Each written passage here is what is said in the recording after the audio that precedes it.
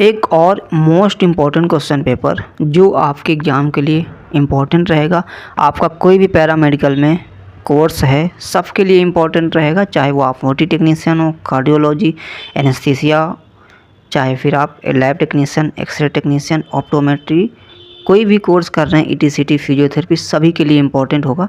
देखो लिखा हुआ है a muscular tube which is shared by the respiratory system and the digestive system is called. तो हिंदी में भी लिखा हुआ है, बट इसका जो राइट आंसर हो जाएगा वो हो जाएगा हमारा फेरिंग्स। तो हम जल्दी जल्दी क्वेश्चन सॉल्व करेंगे। अगला question, how many pairs of ribs are present in the rib cage. तो रिब केज में कितनी जो है पसलियाँ प्रेजेंट होती हैं, तो पेयर्स में बात करें तो 12 पेयर्स में जो है प्रेजेंट होती हैं। अब अगला क्वेश्चन है, the 4 main blood groups present in the human body are. इनमें से कौन से ब्लड ग्रुप हैं जो ह्यूमन बॉडी में प्रेजेंट हैं मेन। तो ए बी ओ ये हमारा पहला ही इसका राइट आंसर हो जाएगा। अगर किसी क्वेश्चन में डाउट रहता है तो आप लोग कमेंट जरूर करना। अगला है the largest part of the human brain is. तो ह्यूमन ब्रेन का लार्जेस्ट पार्ट कौन सा होता है, तो होता है हमारा सेरिब्रम। क्या होता है, सेरिब्रम सबसे लार्जेस्ट पार्ट होता है ह्यूमन ब्रेन का। अगला क्वेश्चन है, which of the following joint immovable. इनमें से कौन सा जॉइंट है जो इमूवेबल है, मतलब ना हिलने वाला, मतलब वो हिलेगा नहीं। तो इसमें से देखो हमारा फाइब्रस जॉइंट है जो कि इमूवेबल होता है, ये जो है मुड़ता नहीं। आपका synovial joint, cartilaginous joint, ball and socket joint हिल जाता है, बट ये नहीं। अब हम क्वेश्चन करेंगे true false. Glass bottles are discarded in the blue बिन।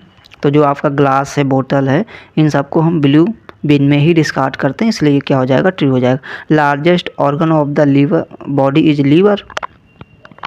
अब ये सही हो जाएगा। आप लोगों को इसका आंसर कमेंट बॉक्स में बताना है। क्वेश्चन नंबर लिखना 2.2 आंसर ट्रू होगा कि फॉल्स होगा। हम इसका आंसर आप सभी लोगों से जानना चाहेंगे कमेंट बॉक्स में, ठीक है। ये फॉल्स होगा, ट्रू होगा, क्योंकि ऑलरेडी आप सबको पता है, ठीक है। यहाँ पर ऑर्गन की बात की गई तो आपको true and false comment box में बताना है। अब लिखा हुआ है RL is a crystalloid fluid. बहुत बार मैंने बताया, और इससे पहले मैंने एक फ्लूइड की, आईवी फ्लूइड की क्लास भी ली है, नहीं देखा है जाइए देखिए। एग्जाम में आईवी फ्लूइड भी पूछा जाता है, ठीक है। तो आरएल पूछा गया है तो बिल्कुल आरएल क्रिस्टलॉइड फ्लूइड होता है, तो ये क्या हो जाएगा, ट्रू हो जाएगा। अगला क्वेश्चन है, RBC are also known as thrombocyte. RBC को हम लोग थ्रोम्बोसाइट के नाम से जानते हैं, आरबीसी को हम लोग इरिथ्रोसाइट के नाम से जानते हैं। किससे, इरिथ्रोसाइट के, इसलिए क्या हो जाएगा, गलत हो जाएगा। अब अगला क्वेश्चन है, inner layer of the uterus is endometrium. ठीक है, देखो इंडो लगा हुआ है, इंडो से क्या मतलब समझ रहे हैं आप, इंड मतलब एकदम आखिरी वाला, तो इनर लेयर का ही पूछ रहा है, तो इसका मतलब ये ट्रू हो जाएगा। आप लोगों को ट्रू लगाना। अब fill in the blank, CPR का full form cardiopulmonary resuscitation. Spelling आप लोग रट्टा मार लीजिएगा, जितनी बार हो सके उतनी बार प्रैक्टिस कर लीजिएगा स्पेलिंग की। अगर स्पेलिंग गलत निकली, क्योंकि सीपीआर का फुल फॉर्म तो सबको आता है, लेकिन मेन है वो है स्पेलिंग का। क्या है स्पेलिंग का, तो मैं फिर बता रहा हूँ, स्पेलिंग आप लोग अच्छे से पढ़ लीजिएगा ताकि आ जाए तो आप लोग लिख सकें। Smallest functional unit of the body is cell. क्या हो जाएगा, सेल हो जाएगा, ठीक है। अब अगला क्वेश्चन है, outer portion of the kidney is. Kidney के आउटर पोर्शन को हम लोग क्या बोलते हैं, तो कॉर्टेक्स। क्या बोलेंगे, कॉर्टेक्स, इसका राइट आंसर हो जाएगा। Total number of blood clotting factor is, ठीक है। यहाँ पर क्या पूछा गया है, तो total number of blood clotting factor, यहाँ पर 13 आप लोग लिख सकते हैं। अगर आप लोगों को इस क्वेश्चन में डाउट है तो कमेंट करना, अगर इसका कुछ और आंसर होगा तो आप लोग वो भी कमेंट बॉक्स में बता देना। The largest and the longest bone of the arm is, कौन सी होती है, लिखा हुआ है the largest and the longest bone of the arm is. Question ध्यान से पढ़ना तब आंसर करना कि क्वेश्चन में पूछा क्या गया है। बहुत सारे लोग कंफ्यूज हो जाएंगे और लिख देंगे फीमर, ठीक है। फीमर नहीं लिखना है, क्यों, क्योंकि देखो पूछा है लार्जेस्ट और लॉन्गेस्ट, और कहाँ की, आर्म की, भुजाओं की कौन सी बोन है, कौन सी होगी, तो वो होगी हमारी ह्यूमरस। कौन सी होगी, ह्यूमरस बोन होगी, ठीक है। इसलिए आप लोगों को अगर ध्यान से क्वेश्चन पढ़ना तब आंसर करना, ठीक है। साफ साफ बोला गया है कि लॉन्गेस्ट और लार्जेस्ट और लॉन्गेस्ट बोन बताना है, कहाँ की, आर्म की, तो हमारी ह्यूमरस होगी। ये हमारा फिल इन द ब्लैंक्स हो गया। कुछ शॉर्ट देख लेते हैं जो कि आप लोग पढ़ लेना, ठीक है। जैसे शॉक पूछा जा सकता है, फंक्शन ऑफ गाल ब्लेडर का फंक्शन पूछा जा सकता है। Right a short note of human skin, उसके बाद transmission of infection, very most important.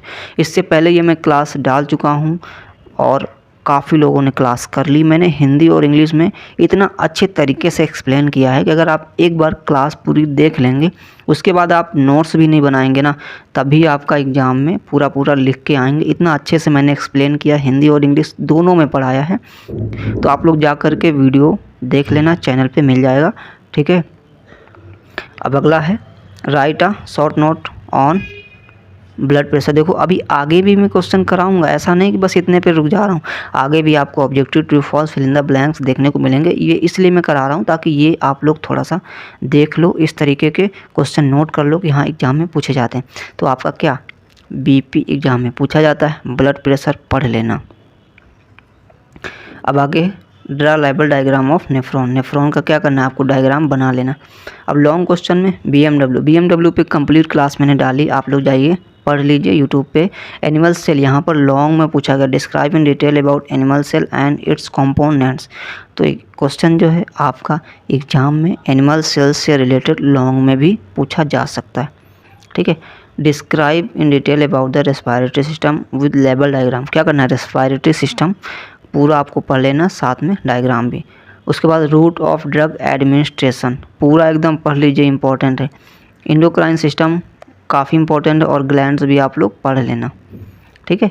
उसके बाद स्टेलाइजेशन, बहुत अच्छे से मैंने स्टेलाइजेशन पढ़ाया यूट्यूब पे। अगर नहीं आता है तो आप जाकर के यूट्यूब पे पढ़ लीजिए, आप आराम से लिख लेंगे। अब चलिए true false, fill in the blanks कुछ और कर लेते हैं जो एग्ज़ाम के लिए भी काफ़ी इंपॉर्टेंट आपके होंगे। तो आपको क्या करना है, वीडियो को पूरा देखना है, क्योंकि सारे क्वेश्चंस यहाँ पे इम्पोर्टेंट होने वाले हैं। तो ये मैराथन है, तो इसलिए मैं और भी क्वेश्चंस लेकर के आया हूँ। लिखा हुआ life span of white blood cell की जो है लाइफ स्पैन कितना होता है। तो आरबीसी का तो आप सभी को जनरली पता है, ठीक है, बट हमें बताना है वाइट ब्लड सेल का। तो डब्ल्यूबीसी का जो लाइफ स्पैन होता है, देखो यहाँ पे थोड़ा सा क्या है ना कि ऑप्शन में भी यहाँ पर कुछ क्लियर नहीं है, बट देखा जाए तो life span of white blood cell is about, मतलब डब्ल्यूबीसी का लाइफ स्पैन पूछा गया। तो डब्ल्यूबीसी का तो 12 से 20 डेज के आसपास होता है, तो यहाँ पर ऑप्शन में है नहीं। तो अगर आपके अकॉर्डिंग यहाँ पे ऑप्शन कोई है राइट आंसर, तो वो आप लोग कमेंट में बता सकते हैं। अब हम अगला क्वेश्चन देखेंगे, टोटल नंबर ऑफ फॉल्स रिफ, ठीक है। अब यहाँ पर क्या पूछा गया है, सबसे इम्पोर्टेंट ये है कि क्वेश्चन क्या पूछा गया है, फॉल्स रिफ्स के बारे में पूछा गया है। पेयर्स में वो भी पूछा गया है, 12 पेयर्स तो होगा नहीं, आप लोगों को क्या करना है, 12 पेयर्स बिल्कुल कट कर देना है अगर मान लिया आपको आंसर नहीं आ रहा है। अब बचा कितना, आपके पास 3 ऑप्शन बचा है, तो 3 ऑप्शन में कितना हो जाएगा, आप लोगों को आंसर करना है। तो वो 3 पेयर्स आप लोगों को क्या करना है, फॉल्स रिफ्स आप लोगों को लगा देना है। तो आप सभी लोगों ने तो पढ़ा ही होगा कि जैसे ट्रू रिफ्स होती हैं, ठीक है, ट्रू रिफ्स होती हैं, फॉल्स रिफ्स होती हैं और फ्लोटिंग रिफ्स होती हैं, ठीक है। तो ये आप लोगों ने ज़रूर पढ़ा होगा। अब myocytes are the cells of किसके होंगे, तो वो होंगे हमारे मसल्स के। अब अगला क्वेश्चन है, action of drug on the body is known as. देखो ये इंपॉर्टेंट है, आप लोगों को क्या बताना। देखो बहुत सारे लोगों को कन्फ्यूजन होती है फार्माकोकाइनेटिक्स और फार्माकोडायनेमिक्स में। तो देखो मैं थोड़ा सा अच्छे से एक्सप्लेन कर देता हूँ। देखो जब बात आए पहले ड्रग की, कि मतलब ड्रग क्या है, जाएगा बॉडी में, कहाँ, ड्रग्स जो है, पहले बात ड्रग्स की आ रही है कि ड्रग्स जो है बॉडी में जा रहा है, तो उसे हम लोग क्या बोलेंगे, डायनेमिक्स। यहाँ डी से इतना जान लो, यहाँ पर डी आ रहा है मतलब ड्रग, मतलब पहले ड्रग जो है बॉडी में जाएगा, ठीक है, तो डायनेमिक्स हो जाएगा। अब जब बॉडी में ड्रग्स गया तो बॉडी ड्रग्स के साथ अगर वर्क करेगी तो उसे हम फार्माकोकाइनेटिक्स कहते हैं। तो इस तरीके से थोड़ा सा अपना क्लियर जो है, जो भी कन्फ्यूजन है वो दूर कर सकते हो।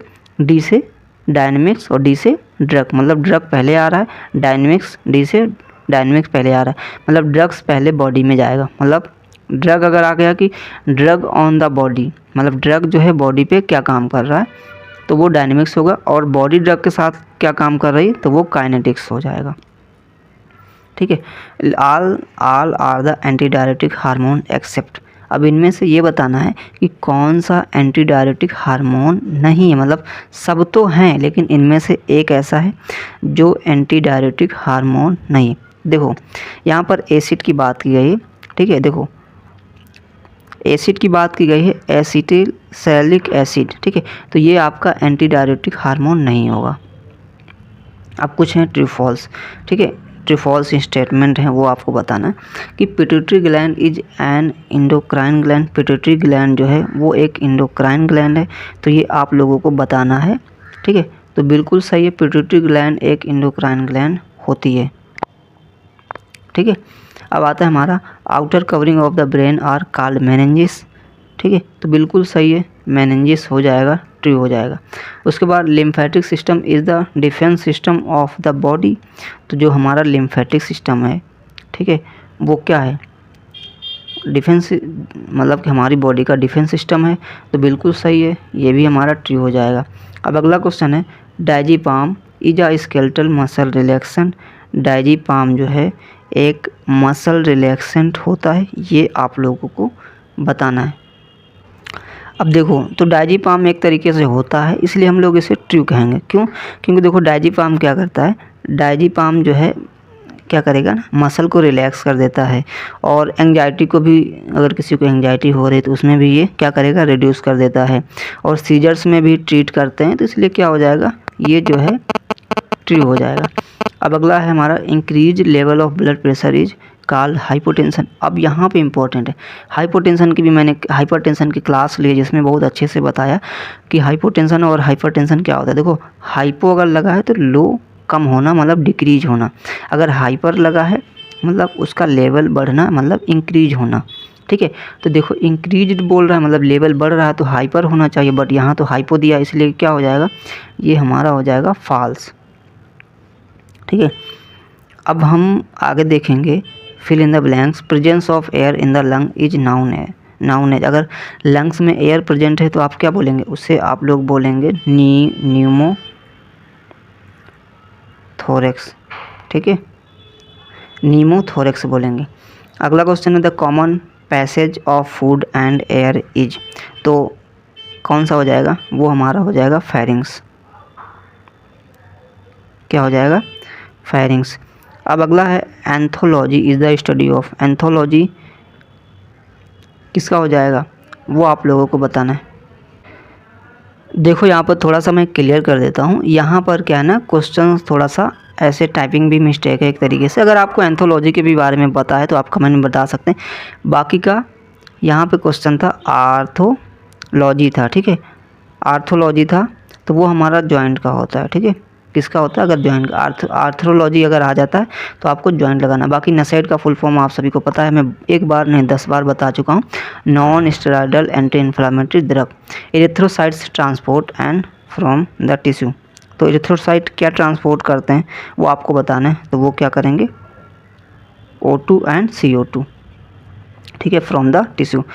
अब शॉर्ट नोट्स भी हम देख लेते हैं, जैसे ड्रग्स यूज फॉर हाइपरटेंशन पढ़ाया गया है, आप लोग जा कर के पढ़ लेना। ह्यूमन एनाटॉमिकल पोजीशन पढ़ाया गया है, आप लोग पढ़ लेना। एक्सियल स्केलेटन सिस्टम की भी क्लास है, आप लोग पढ़ सकते हैं। Mitochondria, hinge on liver and its function, ये भी बताया गया है, आप लोग पढ़ लेना। रूट ऑफ ड्रग एडमिनिस्ट्रेशन अच्छे से पढ़ाया गया, आप लोग क्लास कर लेना। कार्डियोवास्कुलर सिस्टम बहुत इंपॉर्टेंट है, आप लोग पढ़ लेना 10 नंबर के लिए। लिम्फेटिक सिस्टम वेरी इंपॉर्टेंट है, पढ़ाया भी गया है यूट्यूब पे, आप लोग पढ़ सकते हैं। ब्लड मोस्ट इंपॉर्टेंट है, ज़रूर आप लोग पढ़ लीजिएगा। Digestive system very most important है, हमेशा एग्जाम में रिपीट होता है। ठीक है, उसके बाद अगला है हमारा enumerate the bones of the lower limbs and describe the surface anatomy of the femur. क्या करना है, लोअर लिम्ब के जितने भी बोन है उनके बारे में डिस्क्राइब करना, साथ में जो फीमर बोन है इसकी पूरी एनाटॉमी सब कुछ, आपको इसके फंक्शन सब कुछ इसके बारे में अच्छे से लिखना है, इसका डायग्राम भी बनाना है। तो फिलहाल ये था हमारा 2 क्वेश्चन पेपर जो कि फर्स्ट ईयर के लिए था। ठीक है, अगर आप फर्स्ट ईयर में हैं, कोई भी डिप्लोमा कर रहे हैं तो सभी के लिए इंपॉर्टेंट था। इसके बाद अगर आप किसी और टॉपिक पे वीडियो चाहते हैं तो कमेंट करना, तो हम ज़रूर उस टॉपिक पे वीडियो लेकर के आएंगे। चलिए फिर आपसे मिलेंगे नेक्स्ट वीडियो में।